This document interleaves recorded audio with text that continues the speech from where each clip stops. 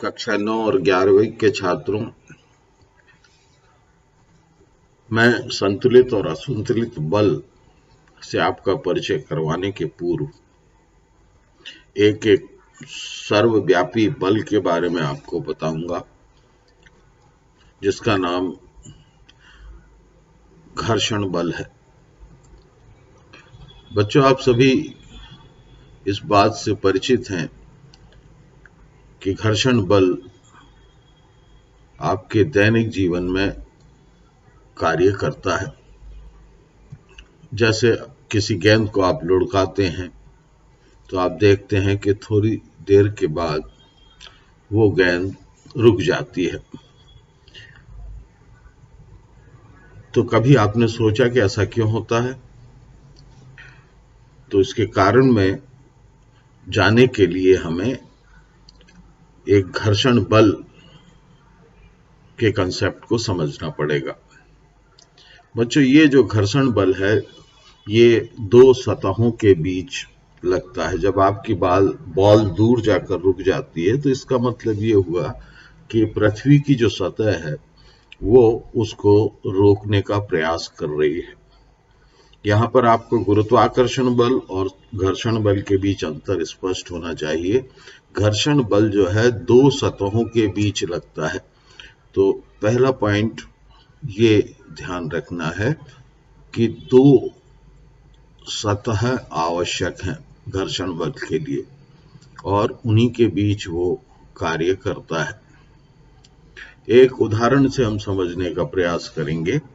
ये यहाँ पर एक टेबल रखी हुई है, मैंने एक ईंट रख दी है, ब्रिक रख दी है। अगर मैं मान लीजिए इसको अपने हाथ से धक्का लगाने की कोशिश करता हूं, तो ये जो ब्रिक है वो आसानी से खसकने वाली नहीं है। तो इसको मान लीजिए मैं एक बल द्वारा इसको आगे खसकाता हूं, और मान लीजिए उस बल का मान है F, जो आप अपनी मसल्स से लगा रहे हैं। इसके ऊपर F बल आपने लगाया। शायद ये आपको अभी दिख नहीं रहा होगा ठीक से, इसको थोड़ा सा अंदर की तरफ तीर को ले जाते हैं। तो ये मान लीजिए मैंने ये बल यहां पर लगाया, तो इस बल की वजह से ये ब्रिक आगे की ओर खसकनी चाहिए। लेकिन एक अदृश्य बल होता है जो मैंने कहा दो सतहों के बीच कार्य करता है। तो ये जो बल होता है वो यहां पर आपको मैं बहुत बताऊंगा। इसकी दो सतह हैं। देखिए, एक तो ये टेबल की सतह है जो आपको दिखाई दे रही है, ये टेबल की सतह है, और एक दूसरी सतह जो आप देख रहे हैं वो है ये ब्रिक वाली सतह। इसको हम ईंट की सतह कहते हैं। और ये दोनों सतहों के बीच में अगर मैं लाइन ड्रा करूं तो आपको स्पष्ट दिखाई देने लगेगा। यहां पर एक ज्वाइनिंग पॉइंट है जिस पर ये दोनों मिल रही हैं।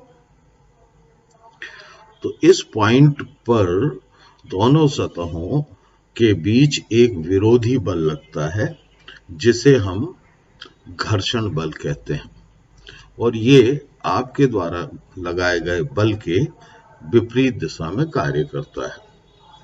ठीक है, तो मान लीजिए यहां पर ये बल जो है मैंने लगा दिया। इस बल के लगाने के कारण जब आप वस्तु को धक्का मारते हैं तो वो खसकती नहीं है। अर्थात इधर से आपने F बल लगाया तो इस वस्तु पर भी अपोजिट डायरेक्शन में सतहों के संपर्क सतहों के कारण एक विरोधी बल लग जाता है। अब ये जो विरोधी बल जिसे हमने नाम दिया है घर्षण बल, दो सतहों के बीच लगता है। तो इसकी प्रकृति के बारे में हमें थोड़ा सा जानना पड़ेगा। ये तो बल आपने लगाया, आप इसको खसकाना चाहते हैं टेबल पर ईंट को, और ये जो दूसरा बल लगा है ये सतहों के बीच लगा है। तो यहाँ पर थोड़ा सा आपको ध्यान देना पड़ेगा कि ना तो टेबल की जो सतह है वो पूरी तरह से चिकनी है, इस टेबल की सतह पर छोटे छोटे अणुओं के रूप में कण उभरे हुए हैं। ये जो है टेबल की सतह के अणु हैं।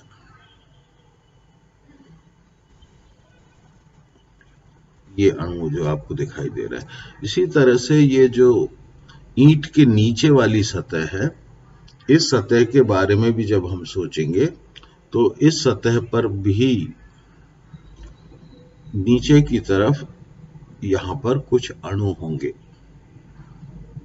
साधारणतः सीधी आंखों से वो दिखाई नहीं देंगे। तो ये वाले जो अणु होंगे ये भी सतह पर उभरे रहेंगे।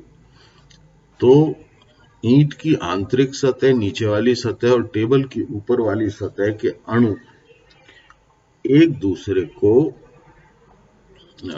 ये दोनों सतह खुरदुरी हैं, सामने से नहीं दिखाई देती, लेकिन वो छोटे छोटे अणु या कण जो हैं वो एक दूसरे को लॉक कर देते हैं। ठीक है। अब एक बात और मैं यहाँ बताना चाहूंगा कि जब कोई चीज ईंट आपने टेबल पे रखी तो सारी की सारी सतह टेबल से नहीं चिपक गई। जो कण बाहर उभरे हुए थे वही टेबल के साथ चिपके हुए थे। तो एक तरह से लॉकिंग सिस्टम इसमें हो जाता है, जिसके कारण ये आगे की ओर नहीं बढ़ पाती है। तो आपने जो बल लगाया है वो बल ये जो अणुओं के द्वारा लॉक कर दिया गया है दोनों सतहों को, उस की वजह से काम नहीं करता है। लेकिन जब आप बल की मात्रा को बढ़ाते हैं, आप इस बल को बढ़ा देते हैं और अधिक, F की बजाय आप मान लीजिए इसको 2F कर देते हैं, फिर और बल बढ़ाते हैं, तो एक सीमा ऐसी आ जाती है कि ये जो ईंट है वो आगे की ओर खिसकने लगती है। ये आपने अनुभव किया होगा। तो इसका मतलब ये जो घर्षण बल है जो हम लगाते हैं, वो हमने अगर यहाँ पर F लगाया था तो यहाँ पर F बल लगा, फिर घर्षण बल उतनी ही मात्रा में बढ़ जाता है। 2F लगाया तो यहाँ पर भी विपरीत बल 2F हो गया, इसलिए वस्तु स्थिर है, ईंट स्थिर है। 3F बल लगाया तो यहाँ पर भी 3F अपोजिट बल लग गया। तो इससे एक बात आपको समझ में आई होगी कि घर्षण बल जो है वो एक बदलते रहने वाला बल है, ये बदलता रहता है। और बदलता रहता है मतलब हम जितना अधिक बल लगाते हैं उतनी ही मात्रा में ये बल भी बढ़ जाता है। लेकिन इन दोनों बलों के बीच संतुलन के कारण ये जो ईंट है वो खसकती नहीं है। आपने न्यूटन का तृतीय नियम पढ़ा होगा, जिसमें कहा गया है कि क्रिया और प्रतिक्रिया बल बराबर हो तो वस्तु स्थिर अवस्था में रहती है। लेकिन ये चीज जो मैं आपको बताना चाहता हूं कि जी ये जो घर्षण बल है वो आपके द्वारा आरोपित बल के साथ साथ बढ़ता रहता है। लेकिन फिर एक नया दृश्य उपस्थित होता है। आपने बल को बढ़ाकर मान लीजिए 4F कर दिया, ये तो ईंट का ही टुकड़ा है, बहुत कम वजन वाला है। तो आप देखते हैं कि ये ब्रिक जो है ये आगे की ओर को आप क्या कहेंगे?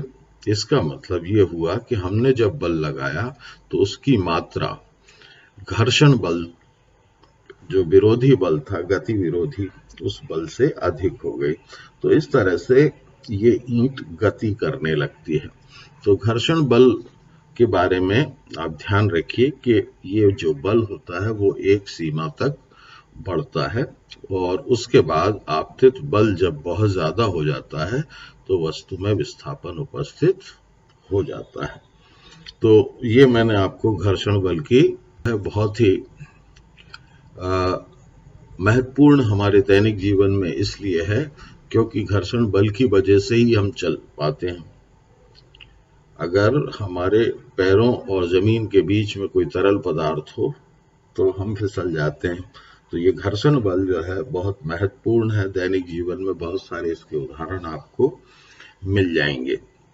मैं बहुत ज्यादा टेक्निकल नहीं जा रहा हूं क्योंकि घर्षण बल जो है वो आपको इस तरह से देखना है कि दो संपर्क सतहों के बीच अणुओं की लॉकिंग की वजह से, इंटरलॉकिंग हम इसे बोलते हैं, इसे एक वर्ड और ये लोग देते हैं जिसे हम कहते हैं शीत बेल्डिंग।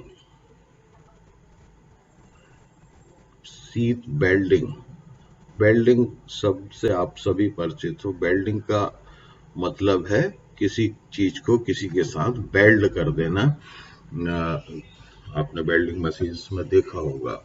और ये बेल्डिंग जो होती है वो हो जाती है काई की वजह से, अणुओं की वजह से। जो अणु उभरे हुए रहते हैं उन अणुओं की वजह से दोनों सतहों के बीच बेल्डिंग हो जाती है। अब हम उस बेल्डिंग को तोड़ना है हमें, तो हमें अधिक बल लगाना पड़ता है। और जब घर्षण बल अपनी ताकत खो देता है तो वस्तु गति करने लगती है। चाहे सड़क पे चलता हुआ वाहन हो या आप टेबल को खिसकाते हो, या मैंने एक ईंट से आपको इसका उदाहरण दिया। इसकी प्रकृति के बारे में मैंने आपको बताया कि संपर्क सतहों पर लगती है और तल के समानांतर कार्य करती है। देखिए ये जो संपर्क सतह है इसके समानांतर ये बल कार्य कर रहा है। यहाँ पर शायद लाइन आपको ठीक नहीं दिखाई दे रही हो तो ये मैं बना देता हूँ। ये संपर्क सतहों के मध्य कार्य करता है, ठीक है। और ये गति विरोधी बल है। मजेदार चीज ये है कि अगर हम इस वस्तु को, जैसे कि आप अभी धक्का लगा रहे हैं तो बल जो है विपरीत इस दिशा में आ गया। लेकिन अगर ये वस्तु को मैं खींचने लगूं, मान लीजिए बल की दिशा को मैं इस तरह से कर दूं, बल से मैं ईंट को खींचने लगूं, तो आप पाएंगे कि ये अपना नेचर बदल देता है। ये क्या करेगा, इसकी दिशा विपरीत हो जाएगी। ये फिर आपकी गति का विरोध करना शुरू कर देगा। पहले मैंने इधर बल लगाया तो वस्तु पर ये अपोजिट साइड में रोकने के लिए लगा। मैं अगर वस्तु को खींचता हूं तो ये भी वस्तु को अपनी तरफ खींचता है। तो हम कह सकते हैं कि ये एक गति विरोधी बल है। ये आपको इसका नेचर ध्यान रखना है, गति विरोधी बल है। और तीसरी बात ये है कि ये बल जिसे मैं यहाँ आपसे चर्चा करना चाहता हूँ वो ये है कि ये बल डिपेंड करता है कि इस ब्रिक या इस ईंट का द्रव्यमान कितना है। तो थोड़ा सा इस पर भी चर्चा कर लें हम। मान लीजिए यहाँ पर एक ईंट रखी हुई है जिसका द्रव्यमान फॉर एग्जाम्पल नीचे की ओर अगर हम जाएं तो ये मान लीजिए 1 न्यूटन के बल से पृथ्वी इसको आकर्षित कर रही है। तो इसके लिए घर्षण का मान इसी अनुपात में होगा। अब मान लीजिए मैं कोई दूसरी, तो अब ये 1 की बजाय यहाँ पर नीचे की ओर लगने वाला बल 2 न्यूटन हो जाएगा। तो ऐसी स्थिति में घर्षण बल का मान भी बढ़ जाएगा, ये भी डबल हो जाएगा। हमें ज्यादा ताकत के साथ ईंटों को धकाने के लिए ज्यादा ताकत और अधिक बल की आवश्यकता पड़ती है। तो ये जो चीज है वो आपको ध्यान रखनी है कि घर्षण बल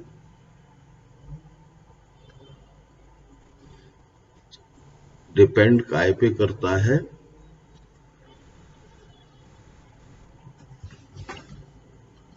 तलों के क्षेत्रफल पर तो डिपेंड नहीं करता, एक बात पक्की है। और ये जो है भार पर निर्भर करता है। भार यानी पृथ्वी द्वारा लगाया गया बल। और जो चौथी चीज मैंने अभी कही थी वो ये है कि संपर्क सतहों के, ये जो नीचे की सतह है, संपर्क सतह